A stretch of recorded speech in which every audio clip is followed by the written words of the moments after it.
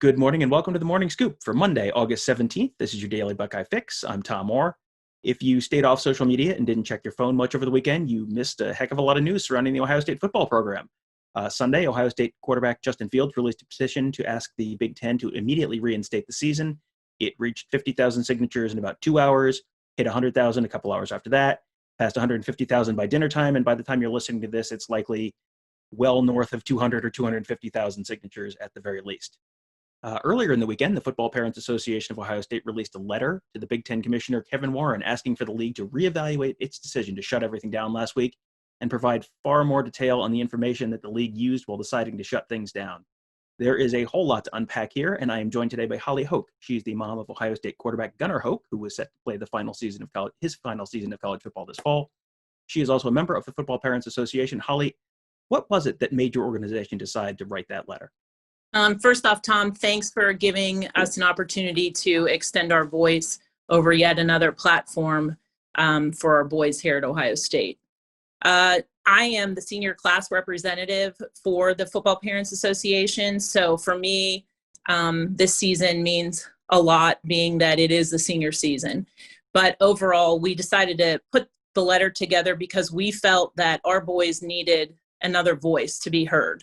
And as parents, it doesn't matter if they're adult children, they're still our children. And, when our boys are coming to us and they're saying, what happened, I don't understand, we got the rug pulled out from under us, we felt it was necessary that we come together and put forth a letter to demand answers.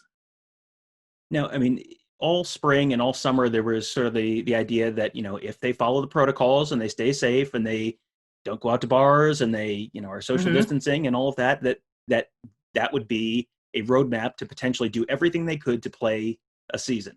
So, and then a month in advance of the season actually starting, 6 days after the schedule gets released, boom, it's all canceled without a whole lot of public explanation on the why. What has been communicated to you guys as parents about the reasoning behind the decision to cancel that season? Probably about the same amount of information that you're getting. All along, there was protocols put in place, standards that we felt were above and beyond what was necessary to be done, but for the safety of our boys and typical in Ohio State fashion of setting the standard.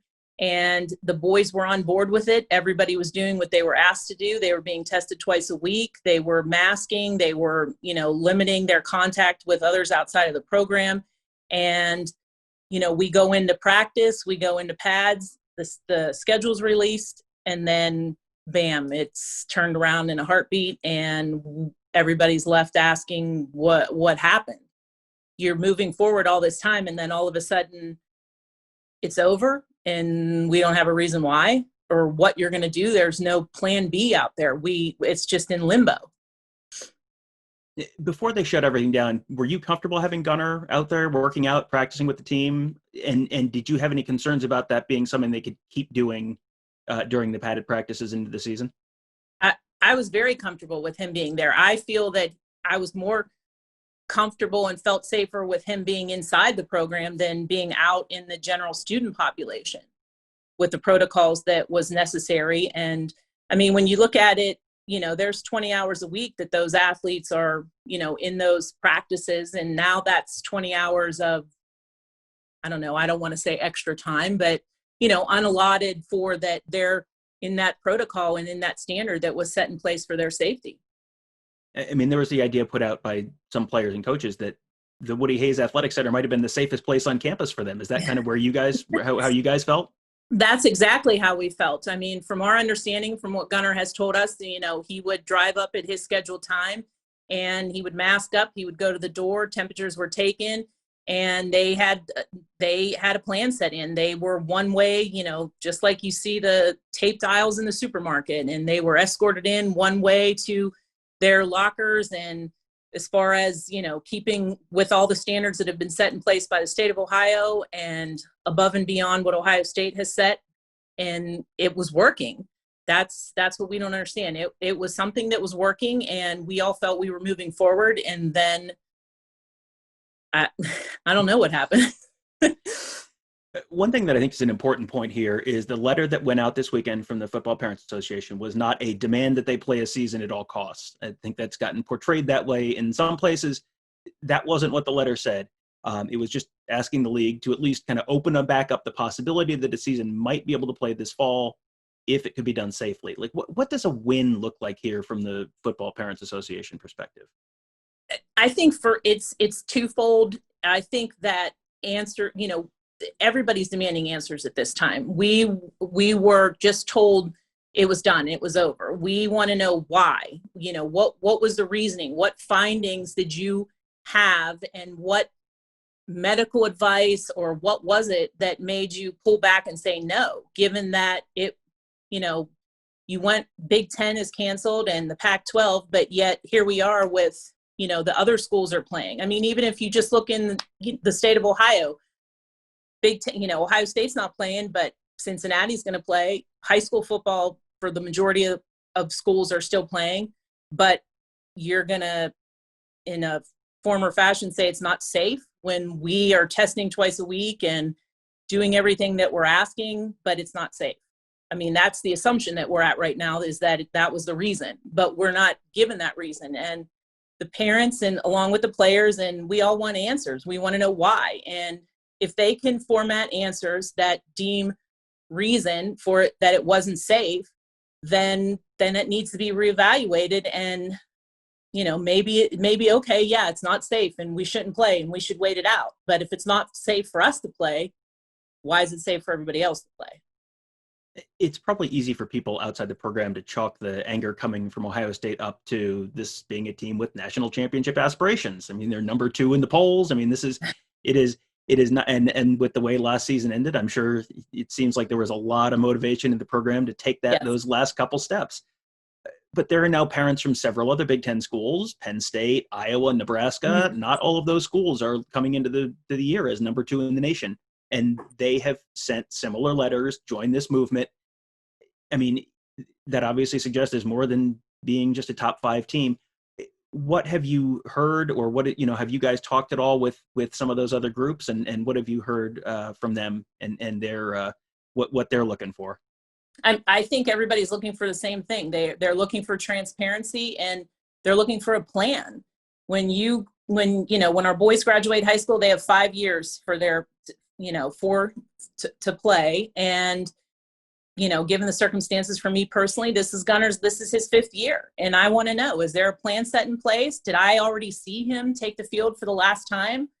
And there are other guys out there that are waiting too. They have aspirations of making this a big year, getting a look for the NFL, and we're being told it's over and we don't have a plan. And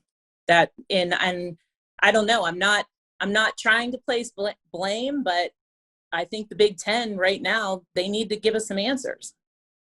Yeah, I mean, this is obviously a big season for a whole lot of guys for a whole lot of different reasons. I mean, Justin Fields is potentially a top 5 NFL draft pick, and you've got. And he's coming back. I mean, Justin was a Heisman finalist last year, and he's coming back with the hopes and quite a lot of potential to win that Heisman. Jonathan Cooper's coming back from an injury. He deserves that opportunity to come back out.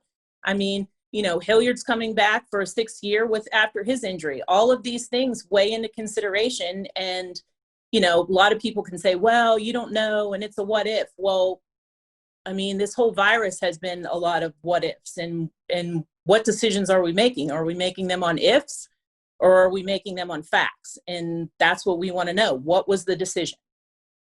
And for those who maybe aren't as familiar with Gunnar's story as they might be with Justin Fields or Jonathan Cooper, Gunnar's dad, Frank, was a football player for the Buckeyes in the 1980s. He roomed with Chris Spielman. And after Gunnar grad transferred in last year, he talked about it being a dream come true to be a player at Ohio State. What would it mean to you and your family to get to see him play one more season at Ohio Stadium? It would mean a heck of a lot. I mean, he's there as a grad student. And I mean, selfishly as a mom, I want him to have that senior moment of walking across the field. It was heartbreaking when the schedule came out originally, and we saw that Michigan wasn't going to be the final game, and that wasn't going to be the senior walk. And now it's just not there. There's nothing there to hold on to. That chapter is not finished, and we just want answers. Well, Holly, if people want to help support your organization's call to action this week, what can they do to help? I mean, they can go on and they can sign the petition and they can keep demanding answers through their social media accounts. And I think it goes across the board, even outside of the Big Ten, that other schools should be asking, why did you tell them that it's not safe to play, but you're telling us it's safe to play? It can't be one and, one and the other, and it's safe here, but not safe here. And I think everybody across the country, all the schools need to be watching. Everybody deserves an answer. Well, Holly, thank you for joining us this morning. Last week was quite a week in Ohio State athletics. This week is shaping up to be another one that people are talking about for a long, long time. You can find complete coverage of all of it at buckeyescoop.com. Our beat writer, Tony Gerdeman, has been all over the story all weekend. We've got a ton of great insight and insider analysis from Mark Givler and Bill Green and Alex Lightman on our Ask the Insiders board as well. You can find all of that at buckeyescoop.com. Thank you guys for listening. Have a great Monday. We will talk to you tomorrow.